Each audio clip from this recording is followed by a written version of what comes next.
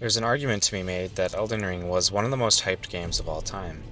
From the half-decade of people ravenously waiting for a release, or the headlines all across the industry after launch, virtually every review the game got was a flyaway 10, and for once, journalists and gamers agreed that this was a masterpiece. Not only the best Souls game, but also the best open world. A lot of reviewers will allude to both of those things, but most will just openly say it. I'll usually be the first one to praise these games, and I can read essays about why Dark Souls is a masterpiece and be right there with them. But even I was surprised by the discussion around this game. Not only by the over-the-top praise, but the lack or even rejection of critique. I'm pretty obviously years late to this discussion, but with so many people still so active about Elden Ring and a new DLC coming out soon, I think it's fair to keep some analysis of our original reviews open. At the time, I was very blatantly disappointed in the game, and in no small part due to some pretty awful aspects and sections of the game. But there was definitely a doubt in my mind that I was just opposed to people being so dogmatic about the game, even since before they had played it. In that way, it's probably good it's been so long since release, because after a couple of years of letting the game sink in, along with another playthrough or two, I don't think it was just a bias that brought down the experience for me. Despite enjoying it, and having come around to loving the game quite a bit, most of the online reviews and Discord around the game seem pretty wildly off. Very little of the 10 out of 10 hype this game gets ends up shining through, and in the worst cases, the low points plunge far deeper than most people seem willing to admit. As a dedicated Souls fan, and someone who has played all these games at least 3 times, I'm willing to put up with a lot of nonsense. But especially from that perspective as a Souls fan, there was just a lot more to be disappointed in than I'm used to. I can understand why this would be a popular game, but some of the things people have said about it simply baffle me. One of the statements that I can't get out of my head is that this game is the culmination of the entire Souls series, and the best point in the franchise. It's started to make me wonder if I actually am on the same page as other Souls fans, because if this is the magnum opus of the series, I must love Dark Souls for some very different reasons to most. But the one thing I just flat out can't agree with is that this is some kind of objectively clean-crafted masterpiece. This game is one of the most flawed and broken in the series, and far more importantly, it just doesn't have anything that lives up to the 10 out of 10 hype people were spreading. If you enjoyed this game, I obviously can't tell you you were wrong to do so, and I don't think you were. But there's a big difference between people's love for this game and the absurd things they then claim about its masterful quality in reviews and discussions. Even if you don't come away agreeing with anything I have to say and still think the game is a masterpiece, I hope to at least give people a much more level-headed perspective of the actual quality of Elden Ring and its many, many failings.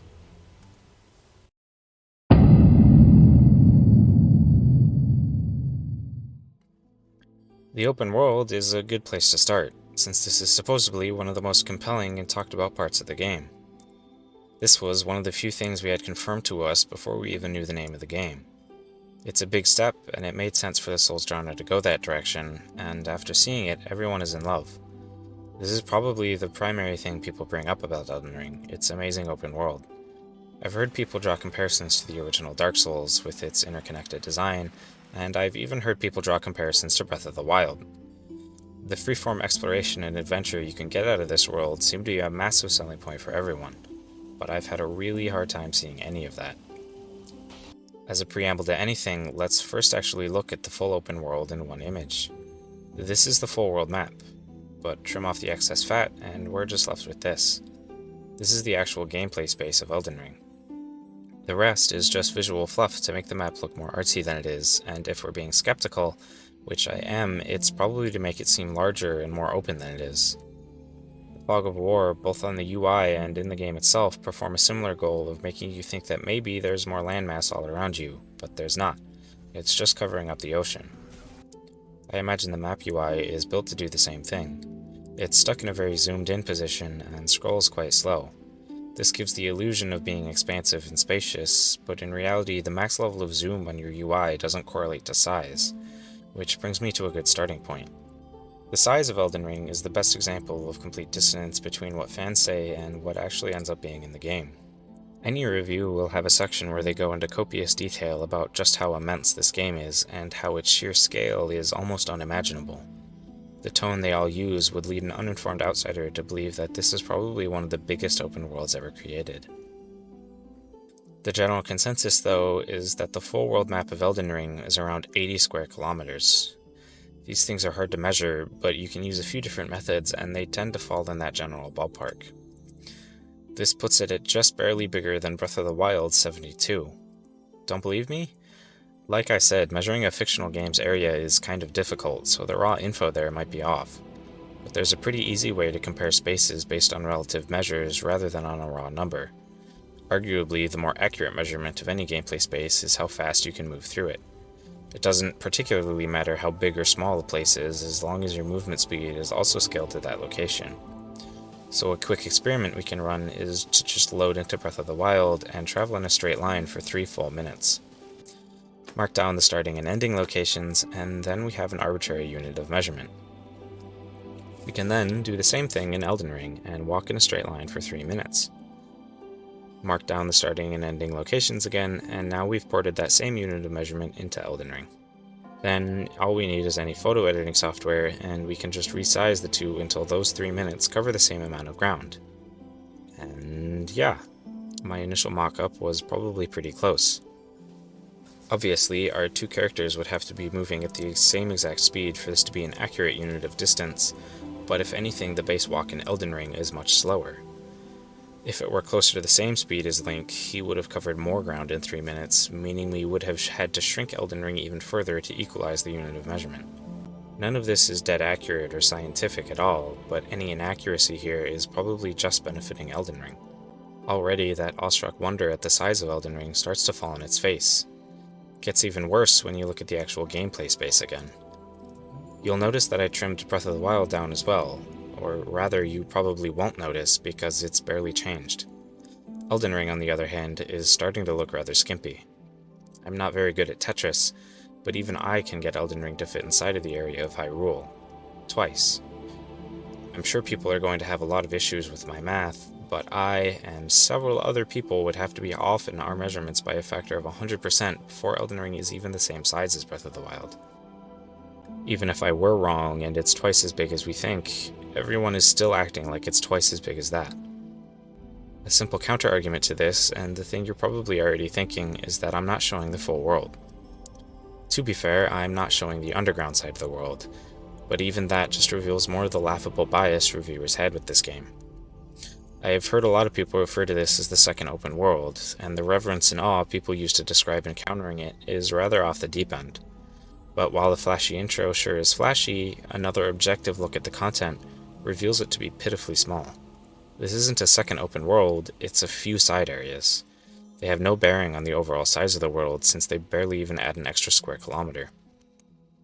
And the only other thing you might bring up is that all the caves and catacombs make up a ton more of the space, making the lines between more layered and deep than meets the eye. Come on, this is an even dumber argument, and everyone knows it. Under this logic, Bloodborne is the single biggest open world ever created. Oftentimes, the Chalice dungeons had even more variation than the dungeons of Elden Ring, proving just how irrelevant they would be to any kind of argument. This kind of radiant design is something often maligned as lazy in other games. Trying to use it as a defense here would prove even better than I could that this world is indefensible. The world of Elden Ring isn't large, it just seems large. With a lot of fluff and visual trickery, it can look massive, and when you look back on an 80-hour runtime, it's easy to think it must have been massive. But even just a second playthrough will show you how much of that was irrelevant busy work you only did because you didn't know where to go, or didn't want to miss out on some secret. If you're exploring every last corner of the map to make sure Miyazaki didn't hide any little chocolates under a rock, it's obviously going to take a long time. But that's true of any game, and doesn't make this one big. Not that that's something to hold against Elden Ring, but it's not something that can hold up the game either. Size can't overcome any actual issues the world map has itself. The structure of the open world has to stand up on its own. And does that structure hold up then? I'd say no. I can put clear, clean cuts where the connections of this world are. Each one of those lines represents the very tight gateway from one area to the next. There's generally only one said gateway or tunnel between, but never more than two. These areas may as well be on separate continents for how interconnected they are. You might want to say that each area is open despite this, but that's not really what makes a game an open world, because this is supposed to be an open world, and I'm not feeling it. This is a series of levels, just like in prior games, not an entirely new world structure. Elden Ring is about as much of an open world as Mario Odyssey.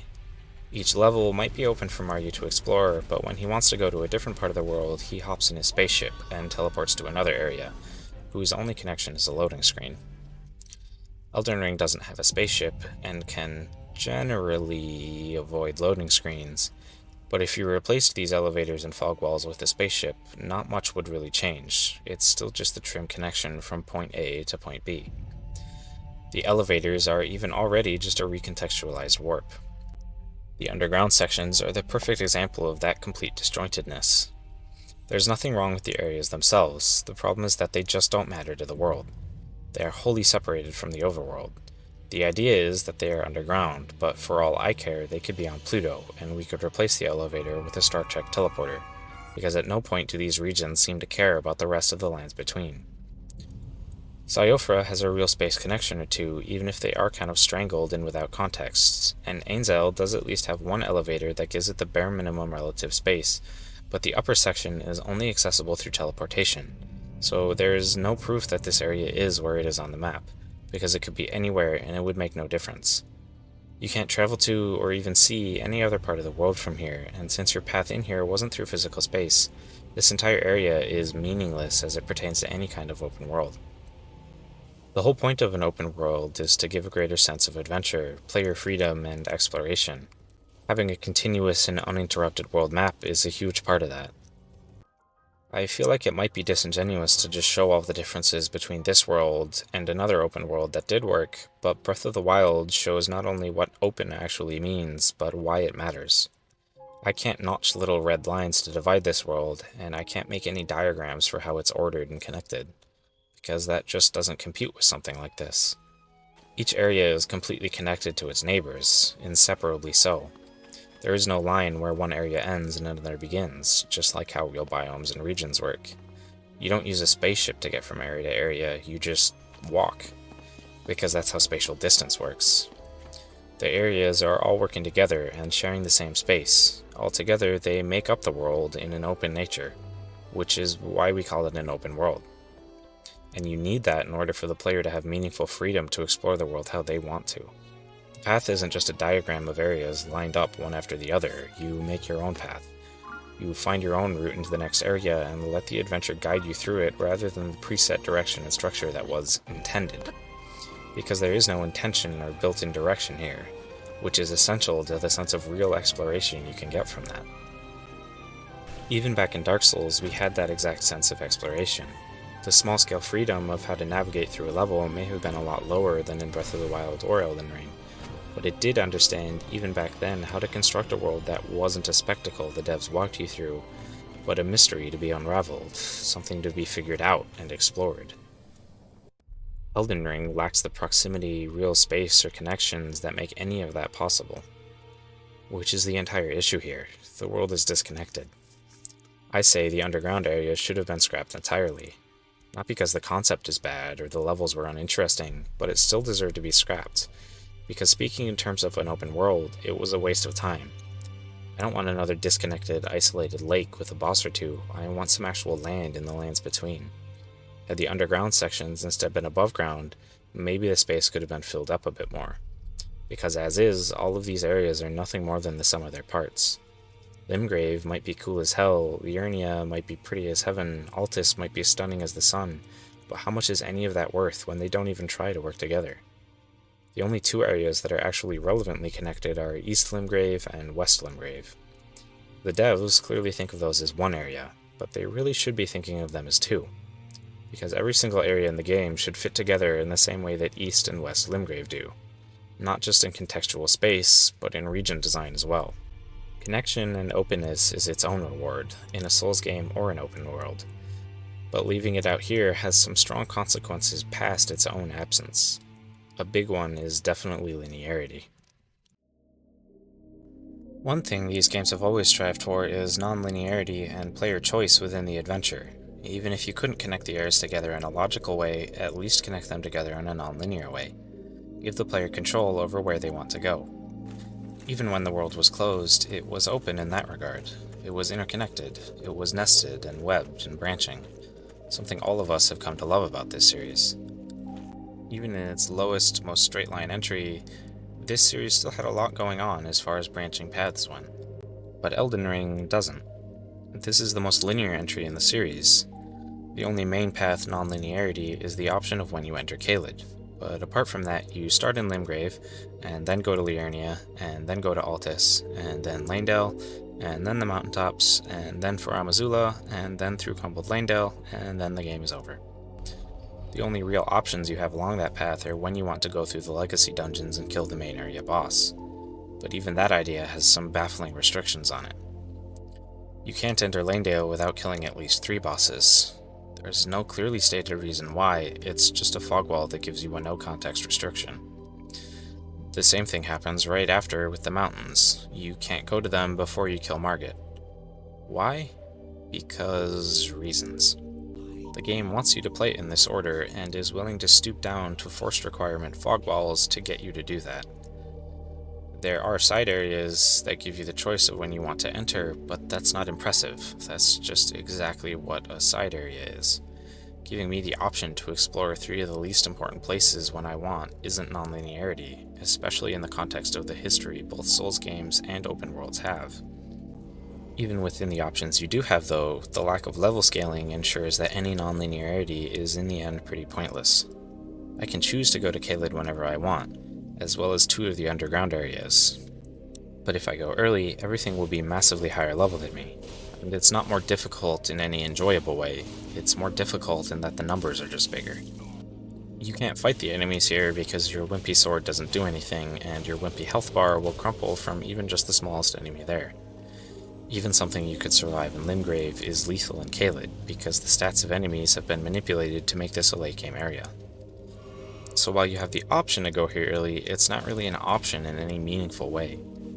But then in the other direction, you might wait to do an area till later, but choosing your own order in that regard still ruins the experience. Now you are overleveled, arguably just as much of a joy kill as being underleveled. Everything you fight dies in one hit from your super weapons, and their attacks just barely even dent your health bar, so you kind of stop paying them any attention. Your choices are, ruin the experience by doing it too early, or ruin the experience by doing it too late, or do it exactly when the game intends you to, and experience the area how it was designed for. Even in its most non-linear moments, Elden Ring allows for a pretty small amount of player freedom. And the linearity ends up killing the world in a pretty strong fashion. Choosing where you want to adventure to is an entire staple of the genre. The most magical part of Breath of the Wild is having someone point you in a direction, and then seeing something cool in the opposite direction and just going to go do that instead. I like snowy mountains, so seeing one far off on the horizon and deciding that's what my adventure was going to be, that's what makes open worlds amazing. But Elden Ring has virtually none of that feeling. If I'm in Limgrave and see some mountains out on the horizon, I can't just decide that that's where I'm going to go adventure. Because this isn't about freeform exploration, it's a linear progression, and I can only get to those mountains when the game decides it's time for me to be in them according to the preset structure of the world. So in that way, it's barely an adventure at all. Whether it be through the one after another structure of the world, the arbitrary progression locks, or the set-in-stone level caps, this game is dedicated to robbing you of your freedom. This is without a doubt the most linear world FromSoft has ever created. As far as world layout and construction goes, Elden Ring has not done itself any favors. It fails to do well what the Souls series has always done, but it fully fails to do what other worlds can achieve. So what else does Elden Ring have to add to adventuring? The jump? It's a pathetic half animation that doesn't change anything but combat, and does that poorly anyway. Link was more vertically adventurous, with clambers, climbing, ledge shimmying, grapple hooks, you name it, and that was in 1998. We're like 6 games deep into this franchise, and you're telling me the best we could spring for was bringing back the Demon Souls ledge climb? Because that's all this is.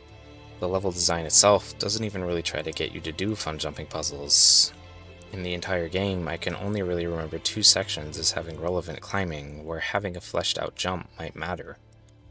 The jump can't be counted as an adventuring tool at all. If you took it out, nothing would change apart from having to add a ramp to a couple places. The horse has more impact but isn't much more impressive. On a technical level, it's pathetic. It doesn't feel like a horse at all, and if we were comparing the horseback riding of this game to Breath of the Wild, Torrent has a lot more in common with the motorbike than anything else. It doesn't feel alive at all. It has no customization or interaction, there's no risk or reward or fear of losing it. There's just in general nothing interesting or engaging about it. All it does is boost your base movement speed and add a whole lot of convenience, no matter how much it ruins the experience. I'm sure people are upset that I'm arguing against convenience, because it is convenience after all, something we all say we want, but these games weren't built on convenience. Extreme caution, difficulty, risk, and overwhelming accomplishment aren't things you get from a convenient experience. Dark Souls was built on the concept that if an adventure was convenient and easy, it probably wasn't nearly as memorable or engaging because of that. There's a whole book about that topic. I hear it's a good read. The best way to make the adventure and challenge meaningless and forgettable is to just glide over the heads of all the enemies, scooping up all the treasure as fast as possible, something this series has always had a hard time preventing people from doing. Instead of trying to combat this, they gave us the horse, specifically designed to be amazing at that exact thing. I'm sure people love being able to get through this spacious world more easily, but if that was the one and only design goal, why did we bother making the world this extra spacious? The world itself and the experience of adventuring through it can't be what's lifting this game up to deserve 10 out of 10 praises. It's fun and good enough, but it's not any kind of masterful, and dips into some pretty atrociously basic and lame design very often. Usually this sort of stuff is my most important part of any game, but that's just me, and I can see why someone else would love Elden Ring despite the world. But because of the world seems like a pretty wild stretch to me. The world can't be the crutch this game is leaning on, but the other parts don't seem great either.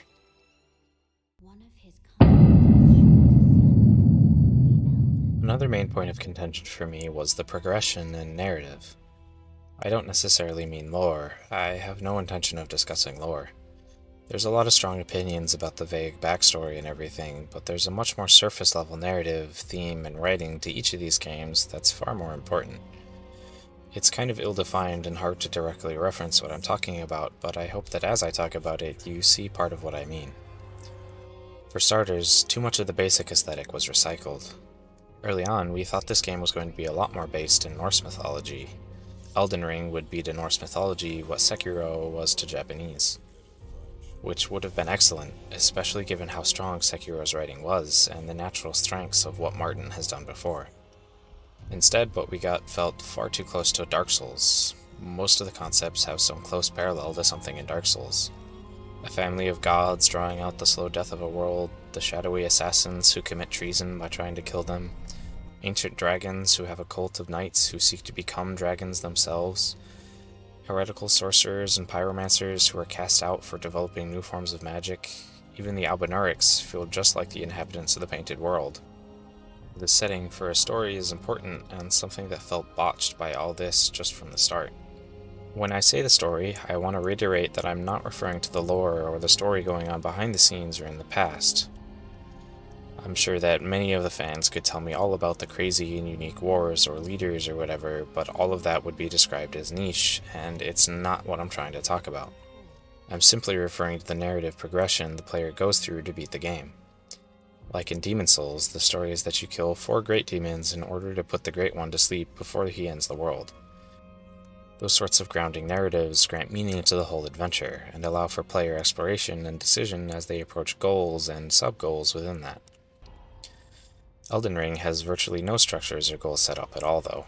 The intro cutscene lists a random selection of NPCs, all of which could be cut from the game with no impact on the main story. Why this cutscene was ever made will continue to baffle me till the day I die. I would much rather know what my main goal is or who some of the main bosses will be. The only thing well set up in this game is that the Elden Ring is what held the world together, but it was shattered and its shards were stolen. But for the game being titled Elden Ring, and for a lot of early focus being put on the shards and who has them, the game immediately forgets about them, instead wanting to focus on becoming the Elden Lord. You don't even need all of the Elden Shards, just a few of them. You'll probably accidentally get as many as you need in the first areas, and then go to the Erd Tree because there's nowhere else to go. I believe you only need 2 shards, and it's never stated, but I think there are 8 or 9 total. And getting those few so you can enter Langdale is the only purpose the Elden Ring serves the story. After that, we try to get to the Erdtree and get derailed by some thorns, go on a fetch quest into the mountains to burn those thorns, and then get derailed by Farum Azula, for reasons I still don't understand, and then finally get back to the Erdtree. After getting into the Erdtree, we kill the Elden Beast, which for some reason makes us rightful Elden Lord. That probably means something important, but hell if I know what. Nothing about this world made me feel like I would want to be its ruler, so in the end there's next to zero relation between me and whatever it is my character just accomplished. If I wanted to just sit in a chair, the one in Dark Souls 2 looks a lot more important for my money. Since I don't know what I just did, I don't know why I did it either. All of the steps along the way have no context at all. Elden Ring brings to life the murder hobo mentality more than in any other game. Hogwarts is a great example. I went out of my way to break down the locks on this castle, go inside, and massacre its inhabitants, before finally reaching the top to kill their leader. I am almost literally murdering her children in this fight, and I cannot give any reason why. The only conceivable motivation I could have is getting an Elden Shard, but as stated before, I don't need that for anything and could go find a different one. Even if I didn't have options, I don't actually know why I need the shard in the first place. And they didn't pose a threat to me either. Usually you use the excuse that everything is hostile to you, so you are hostile back. But they very intentionally locked themselves away, and I very intentionally broke those locks to invade their home. Most areas are like this. Even if Rykard seems like some kind of evil, power-hungry tyrant, that's kind of exactly what I am, so infiltrating his order just to sneak into his lair and assassinate him makes no sense at all. Same with Melania and the Hallowed Tree, except there they almost seem to be benevolent people. They clearly just want to be left alone, so why the hell am I coming in here to kill everyone? The game is just one really long stretch of that mentality though. Wander through the world, killing everything in sight, and then do some nonsense and sit in a chair. You could say that's how all the Souls games go, but in reality there's a lot more clear-cut goals in all the prior games. Yes, the mechanics behind what the end result was or what your motivations were sometimes dodgy, but it was still often set up what your literal goal was. Kill the archdemons to put the Great One back into slumber, ring the 2 bells and fulfill the prophecy, defeat the 4 lords to seek Vendrick, return the 4 lords to the throne and force them to link the fire.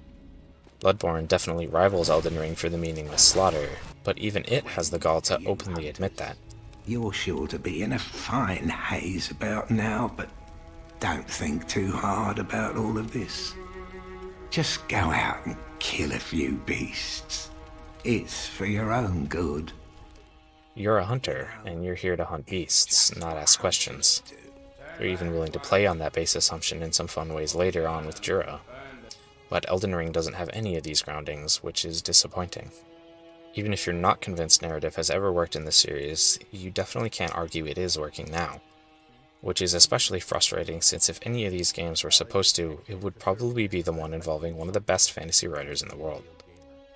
Having George write some deep background history about characters barely implemented in the final game seems thoroughly pointless when the actual story the player goes through seems to have been created on the fly by a gameplay designer, not someone with actual writing experience.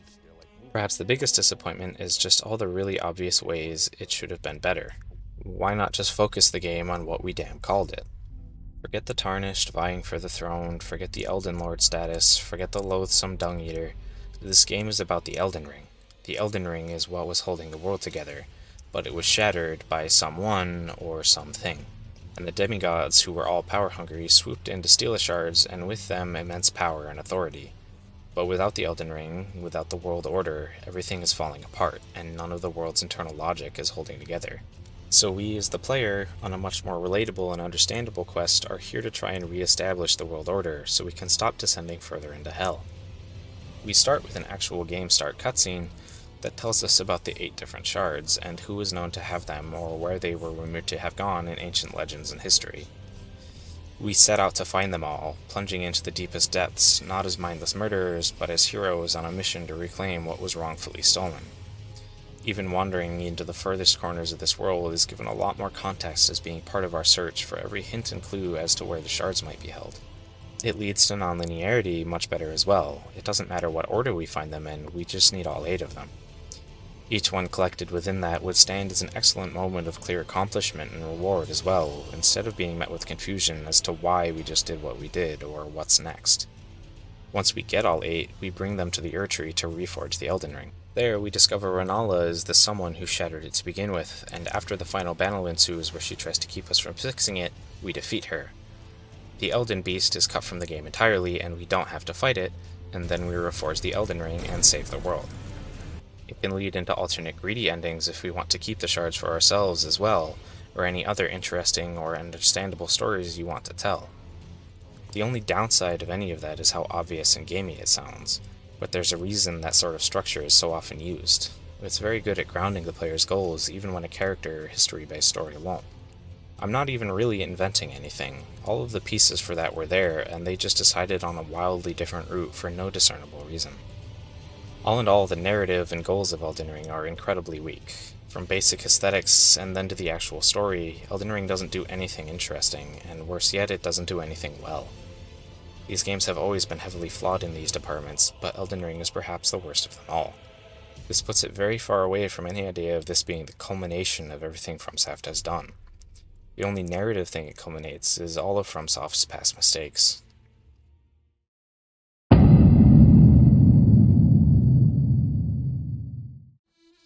So the world and its exploration is a mess, structured atop a narrative that only seems to make it work less.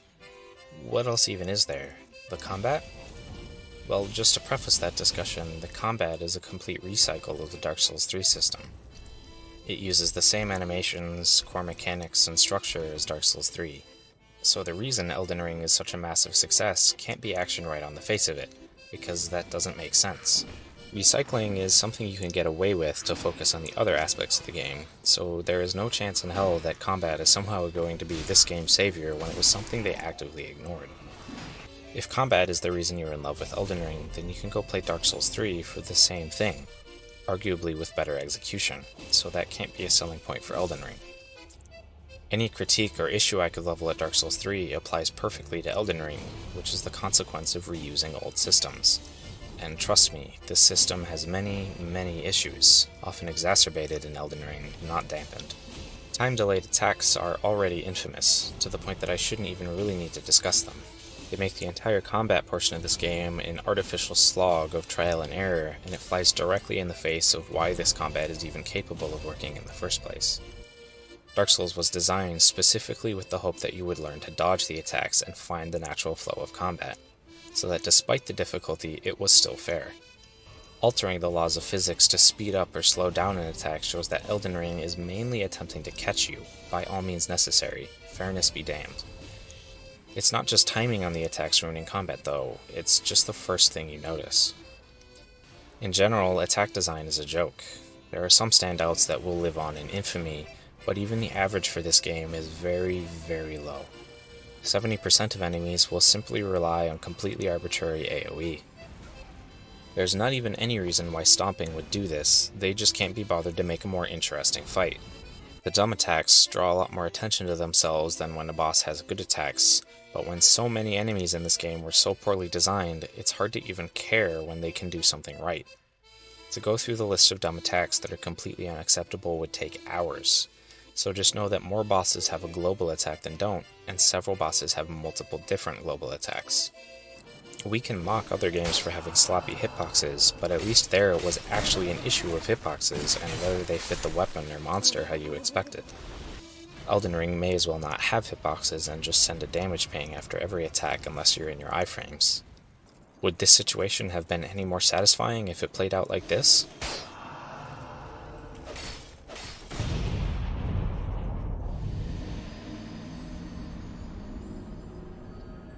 It's pathetic how little effort was put into making this feel good. Other things ruined the combat before this could, but on its own it would still be capable of making this combat terrible. Balance is another problem, in that there is none. Most bosses will kill you in 2 shots easily, with a good number managing 1 unless you have absurd amounts of HP and defense. Most of this seems to be scaled up to deal with the absurd power also given to the player. The meta builds get so extreme that you literally don't have to play the game at all if you just use certain combinations. But even if player input is required, it's not hard to minimize, with several different builds that are far too powerful for their own good. But if you don't know how to cheat, or if you're like me and you don't want to, none of this is even really possible. In the end, I did use Rot Breath for several fights, but after 5 games in a row in which my perseverance and dedication to honest battle has paid off, this game spit on my efforts towards legitimacy and all but forced me to just make the game a cakewalk. You can trash talk casual gamers who want an easy mode all you want, but just know that if you looked up a guide on how to create the optimal build to minimize effort, you're the one turning on the easy mode, one that the less experienced players who actually need it will have no idea how to even access. The general theme of all of this gets into the priorities the devs had with the gameplay. Everything is extreme and over the top, to the point that it starts getting hard to even look at. There can be some pretty epic and beautiful moments, but when everything in the game panders strictly to being bright and colorful, it can very easily lose meaning. It's all style with very little substance, the exact thing I never expected this series to run out of. Which is the main thing making me feel like my expectation of grounded, slow realism isn't a completely subjective bias. If you're a fan of this series, and especially if you're watching this video, the chances are high that you as well have praised the weight and deliberation the Souls games have. I understand that the series has to grow and change as it goes on, but if that's your defense for such a unique and important feeling to be abandoned completely, there has to be something good in its place. I don't like the complete lack of defense or patience in Bloodborne, but I do respect that it fully commit to that direction it was going towards. And Sekiro commit even more and created what is in my opinion the best combat system ever made. But that's not just something you can claim with Elden Ring. I'm sure there's lots of people who think I'm just clinging to the good old days and not wanting this series to move on to new things.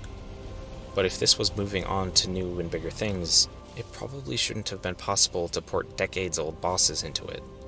This isn't new, this is still Dark Souls. They've just taken out so much of what made it good and replaced it with this. Elden Ring's action and combat isn't a masterpiece. It's not the peak of the system, and it's definitely not the culmination of what the series has. Instead of trying to provide a fair experience, or a believable experience, or an engaging experience, it just gives you a flashy experience. This isn't the turnaround where Elden Ring gets good and all the praise starts to make sense. It's just another spit on the face to what this series is supposed to be able to do.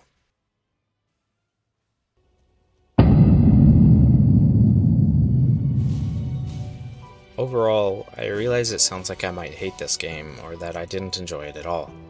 While the game definitely did have a lot of disappointment and some pretty miserable stretches, I can't stress enough that I did enjoy this game immensely. I put over 100 hours into it, and I don't regret any of it. Overall, it was some of the most fun I've had out of any one game in a long time. I fully plan on playing the DLC day one when it does come out in a couple weeks, or if I'm being honest to when most people, if any, see this video a long while ago. I'm probably going to end up replaying this one several more times over the years, and fond memories of release will probably last a long time in my mind. If it feels like you're experiencing some tonal whiplash, then that seeming contradiction is the main takeaway from any of this. For all my arguing that this game was poorly designed and leagues away from being a masterpiece, the one thing I can't even attempt to argue is that people were wrong to enjoy this game, or they shouldn't have enjoyed it at all. Because that would be just as nonsensical as it would be toxic. The last thing I want to do, any more of than I have to, is bring more negativity into an already way too caustic and hateful section of the world. So just to be 100% clear on what I'm trying to convey, my issue is not that people love this game. If anything, I want to inspire more of that. But it's incredibly important to understand why we love Elden Ring, and what its actual strengths are. Don't believe me? Well, the gaming industry does. I can assure you that almost every game studio that's working in a genre even tangential to Elden Ring has spent a good amount of time and effort trying to understand Elden Ring and how to recreate the spectacle. Knowing anything about the games industry, it's not absurd to assume that there has been at least one department that was given actual funding purely to research the success of Elden Ring and what caused such a huge reaction. Even Miyazaki himself said in an interview he wasn't sure what lightning he caught in a bottle, and wanted to look into it more himself.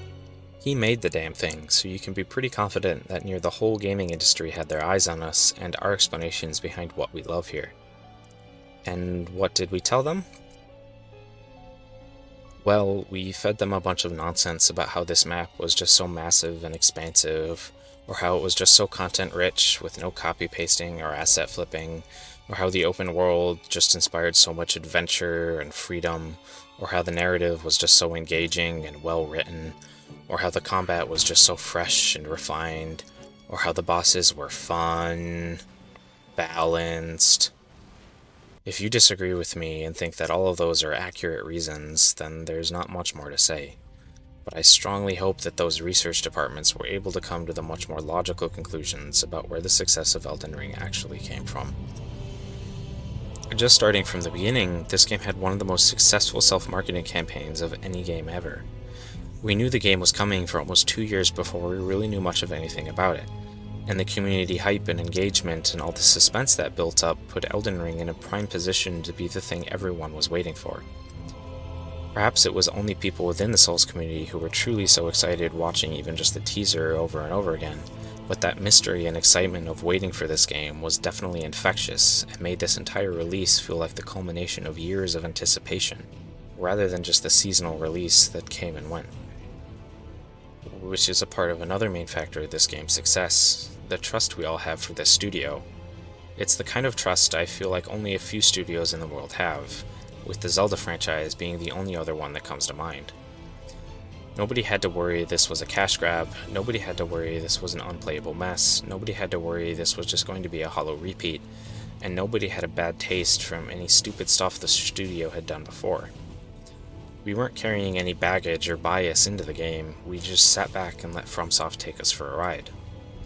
It also helps that it had been almost 6 years since we had a mainline Souls ride to go on. Sekiro came out and was definitely great, but was far from really being a Dark Souls title in the same way Elden Ring was. So Elden Ring had the chance to fill a hole that had been empty for longer than it ever had before.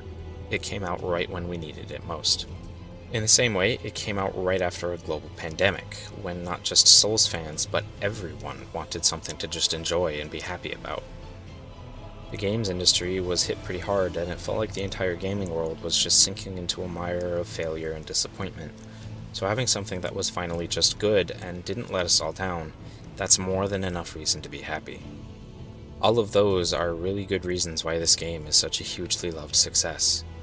Not because it was a well-crafted masterpiece of an artwork.